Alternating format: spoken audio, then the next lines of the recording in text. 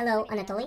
First, I would like to ask you a simple question. Before now, you've never given interviews to any Baltic newspapers, media, electronic sources, so is there a reason for that? Did they just not ask you for interviews, or do you have some sort of a principle? Initially, I refused to comment on the Baltic countries specifically and EU in general. And also, I would always say when people would try to get me to say something about the rights of Russians in the Baltic, on their attitude towards Russia, I would always say that there's no violation of civil rights, but I will not comment on the situation. Because, any country has problems. Because the Baltic countries took me in, and back in 2012, and today also, more or less, that meant they saved my life. So I don't think it would be right for me to say anything except the Baltics, except good things, which I have said quite a few actually. Up until recently. So, okay, what has happened now? Well, you probably know. There's all this crap in Lithuanian newspapers about me, and now they're putting it on TV as well. So the subject is all over, and moreover, they've only had one interview with me. And I've published a video on how this interview happened. Basically, they asked me a bunch of questions, none of which were in the actual material. They just talked about how I'm pro-Kremlin, pro-Russian. In these 10 materials that's published in the papers, they didn't actually reference a single fact. I keep asking them, just give a quote where I'm supporting DPR, LPR, separatists, Kremlin. I know I have never said anything like that. So all that started spreading around the media, and the Lithuanian officials have reacted. Specifically, the Deputy Minister of Police has commented that they're actually working on basically depriving me of my refugee status. Which, by the way, he violated a law by doing that. You know why? I'll explain. Any information regarding the refugee status is secret. Any information. By talking about this, he is violating a law. He's committing a crime. And he cannot not know this. Well, if he doesn't know this, then I'm not sure who appointed him Deputy Police Minister. So, after such an unprovoked attack from a country which I always liked, well, from the mass media of the country, I separate the mass media from the country, so I'll be forced to defend myself, and of course, I will make sure that the Lithuanian mass media have to answer for their words. Thank you. Here's a question that worries me personally. So, as we know, well, lots of Russian mass media can be accused of pushing Russian propaganda, and Ukrainian mass media can be also said to sometimes, some Ukrainian sources can be said to push Ukrainian propaganda, and even some respected Western media sources can be said to sometimes exaggerate things, overplay them, engage in fear-mongering, and I am somewhat scared, personally, of this situation. Not just demonization of opponents, but this decrease of journalistic standards. What do you think is the reason for this? I can't assume that these people have all been bought, or have all been just told to attack somebody, Well, with Ukrainian mass media, I think everything is a lot simpler. This situation when fakes, real fakes, started appearing happened in the winter of 2013, around the time of the revolution and after that. So during those horrible and bloody events at the Maidan, these things started happening. And a lot of them were actually easily checked, real easily checked fakes, like protesters' bodies being burned at the crematoriums. And back then, that was new, that was unheard of. Because it's one thing when such things are spread around social networks, around some forums, and another when it goes on the main TV channels, on, the most visited websites in the country. And back then, it was something new, and now it's become a habit, because nobody bears any responsibility for publishing untruthful information. A few people apologize, really, a few people, I could count them on my fingers, and most just continue publishing fakes. And not just fake news, but actual propaganda and lies that incite hatred between Ukrainians. Because I don't differentiate between Ukrainians who live in the East and in the West. We're all brothers. We're all Ukrainians, and when brothers are killing brothers, that is not normal. When peaceful cities are being bombed, it's not normal. When separatists are shooting from peaceful cities and put their rocket launchers in peaceful cities, that is also not normal. What happened is reality was replaced. They talk about Russian army because it's easier to kill Russians than to kill your own countrymen, your own brothers. But when my people work there, when they see those, former miners, former teachers, we can disagree with them, I disagree with them. I don't support separatism. I think Ukraine should be one country. But let's not pretend that they are not Ukrainians. They are Ukrainians. Ukrainians are killing Ukrainians. And all these fakes, all this propaganda, all this warmongering, they're fanning the flames of conflict. All these stories of, somebody being buried alive, castrated, all these fakes, I've always been against it, and I will continue being against it, and nobody can shut me up. So, to put things in our local context, what do you think about, the Western media also doing this sometimes, manipulating facts? Because making fakes is contagious, that's what I'll say. For me, Western journalism was always a standard to strive for. And, it's not something I've heard about. I have personally talked to French journalists, to German journalists, and every time they would take an interview from me, they would turn me inside out. They don't just take you on your word, but they actually ask you, can you verify this? Can you show me the proof? It's like an actual interrogation. And then these mass media suddenly start copying the gibberish produced by Ukrainian mass media. Why did this happen? One key point for me was Ukrainian President Petro Poroshenko's announcement of a destroyed Russian armored column in front of, serious European politicians. And then I understood that European mass media just cannot imagine a president of a country just coming out and lying to their face. There never was any armored column. Nobody has ever seen it. No coordinates were ever given. So they have started using fakes from the Ukrainian mass media, and it's easy, here's the source, and if whatever they said is true, is not our problem. And it's dangerous, it blurs the concept of journalism, and it's like cancer, A tumor spreads metastasis, and tomorrow German mass media will be publishing gibberish like our Ukrainian ones. Thank you. Could you comment on this subject? So, in our country, people are more and more worried that, Russia annexed Crimea, and also they're helping the separatists. I think it's pointless to deny that this is happening, right? And people are also talking about this hybrid warfare, the new buzzword, that one of the parts of it is information warfare, propaganda, and so on. And maybe here in Estonia we actually have a lot of Russian speakers, over 30%, and moreover a lot of them live in this northern part of the country that is close to the border with Russia, and there they are the vast majority. So after the annexation of Crimea and the start of the so-called anti-terrorist operation in Ukraine, our government considered this problem, discussed it, and decided to make a Russian language TV channel to inform the Russian-speaking part of the population. Of course, they are promising that this will not be a propaganda channel, it will not be counter-propaganda. So, what is your opinion on that? Do you like this idea? Do you think it can make good things happen? And if you think it could be positive, then what is the best way to do it? I think this is an okay idea, totally okay. I think it's a better idea than just banning news channels. And the way I see it is, it's like a supermarket. I go to a supermarket, I see a few different kinds of salami, for 50 cents, for 2 euros, and I just choose what I want.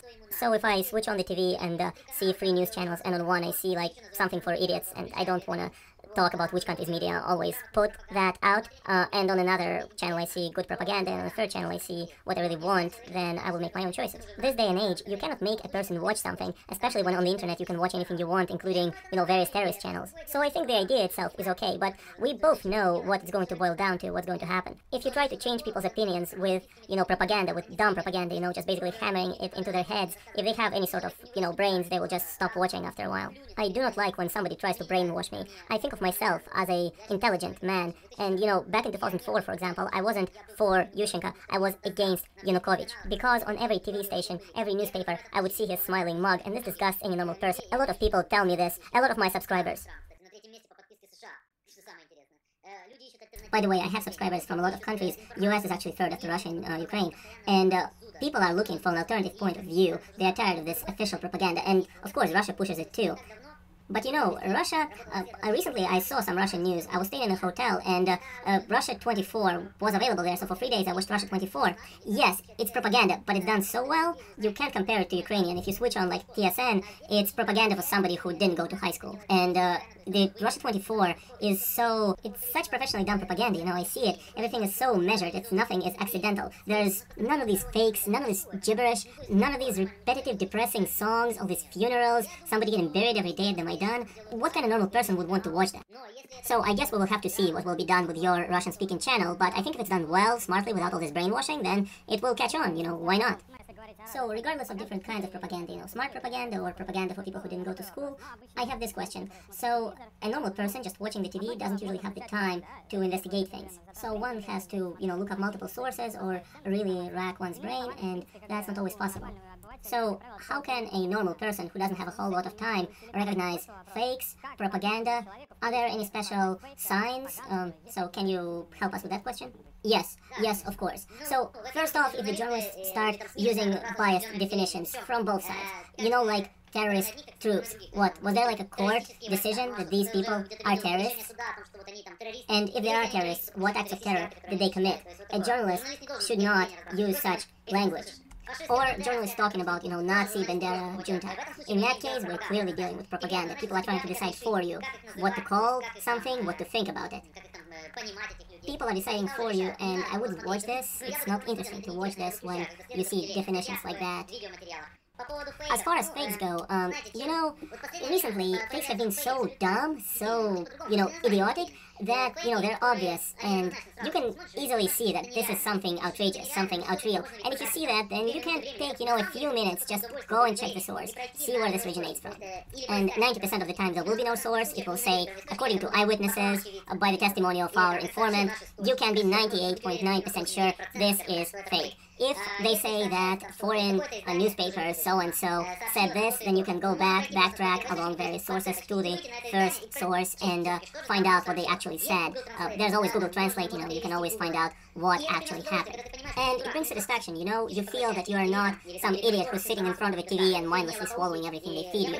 I know what you're saying when you say that a regular person doesn't have the time to filter everything, but unfortunately that's how it is. You can't just believe everything. Back in the Soviet times, people just thought that, it's in the newspaper, it must be true. But unfortunately, those times are past. You can't just believe everything you hear in the media, especially in Ukrainian media. Everything in there needs to be double-checked and triple-checked. And I'm less interested in Russian mass media, and people keep asking me, why aren't you talking about Russian mass media? Why should I talk about Russian mass media? I'm Ukrainian. Ukraine is my home. You first need to clean up your house and then look at the neighbors. I don't care what happens with the neighbors, even if they all die from the filth. That's it. Thank you. Then I'd like to transition to our second block, which talks about the current events in Ukraine. Currently, there is a shaky truce already established for almost a month. So the sides are blaming each other, but both sides recognize that, most artillery has been pulled back. So I would like to ask you, what do you think is going to happen in the next 5-10 years? Will it be like another Transnistria or something else? As far back as the revolution, the winter of 2013, I was writing that the opposition is actually helping Russia's plans, Putin's plans.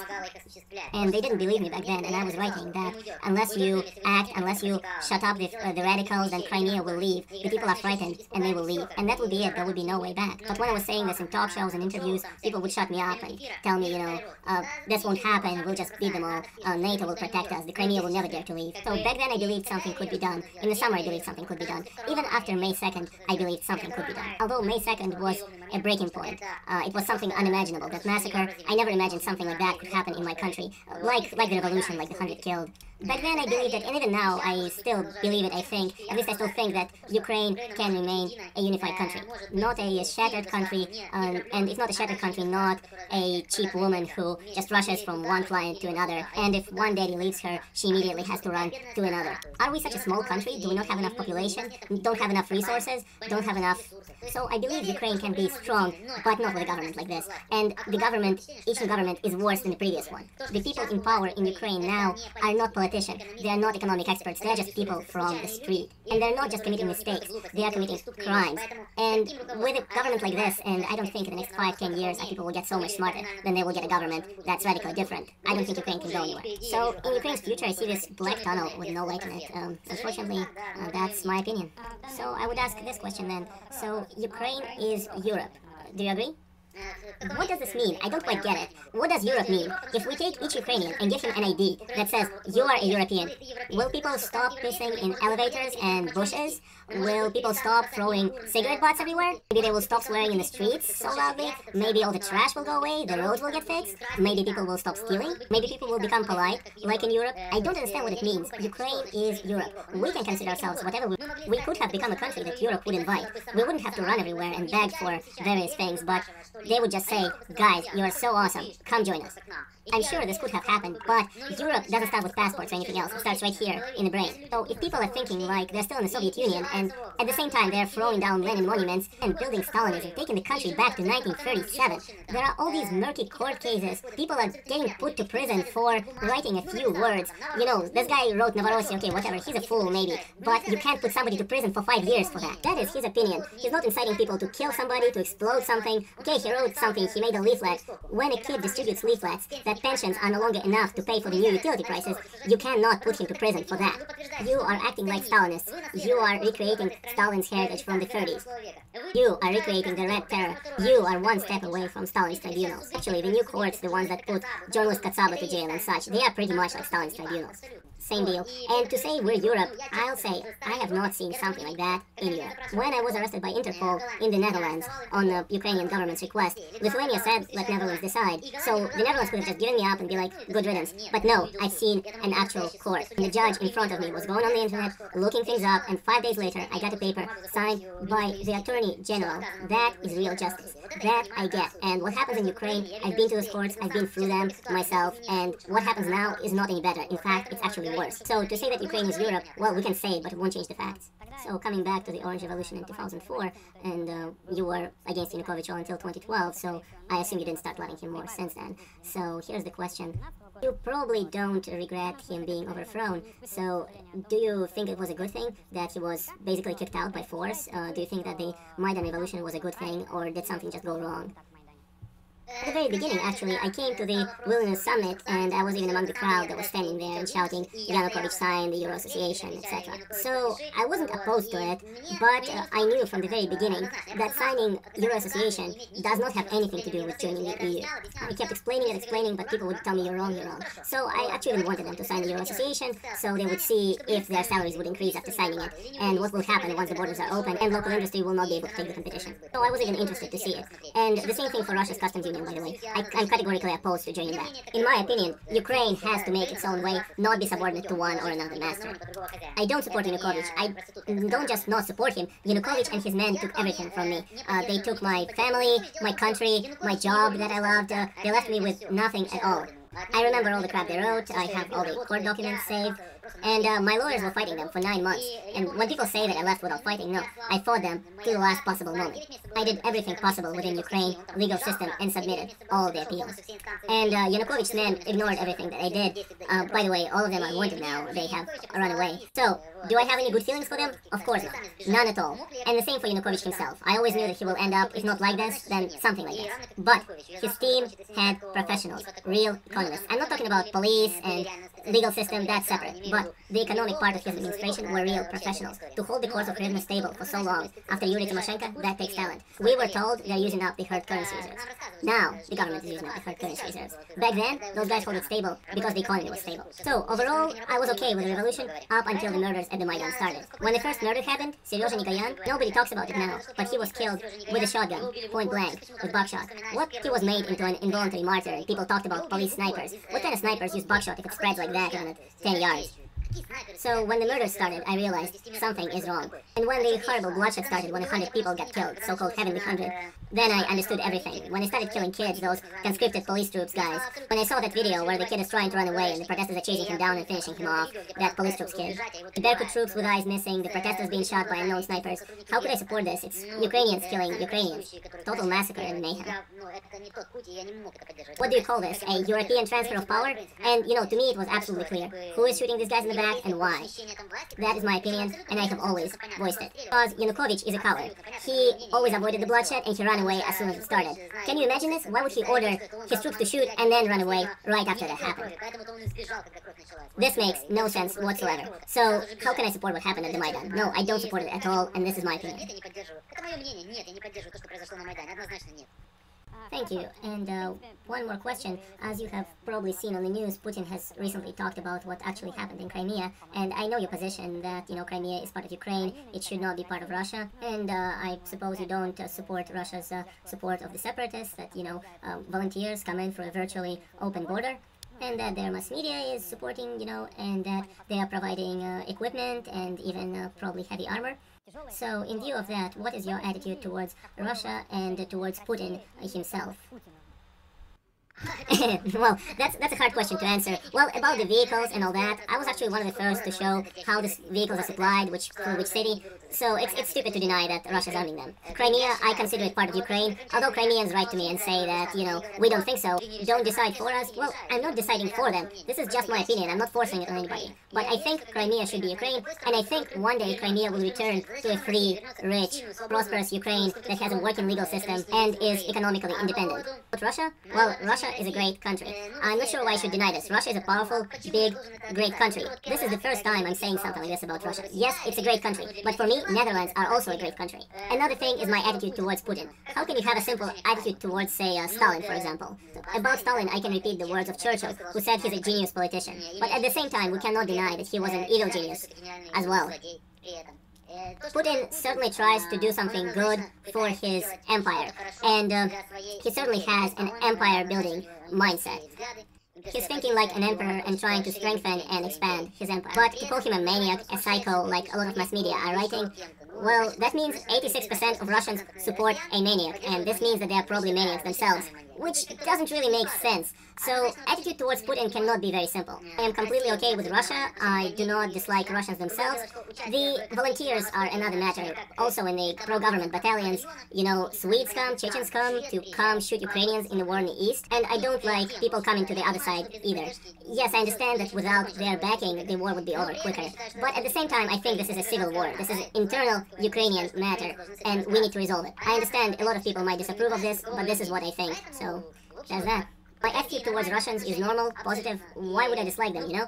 But my attitude towards Putin is more nuanced. But it's hard to have a simple attitude towards anything. If I have a simple attitude towards something, I can have a simple attitude towards a chair or something. Putin is definitely not a simple man, and you have to consider a lot of things about him.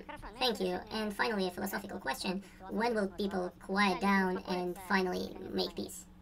I think it won't happen soon, unfortunately. I think this will last years. This blood feud that has been started and is continually fueled with more bloodshed, I think it is here to stay, unfortunately, and it will take a while for this mutual hatred to die down. You know, when people in Kiev see a car with Russian tags and they paint it with some slogans, what if a man came to Kiev to build a restaurant or something? You know, there are plenty of people who don't care at all about politics. Maybe he came here to build a shish kebab restaurant, and you paint his car or break his windows, so he leaves and you're sitting there without shish kebab.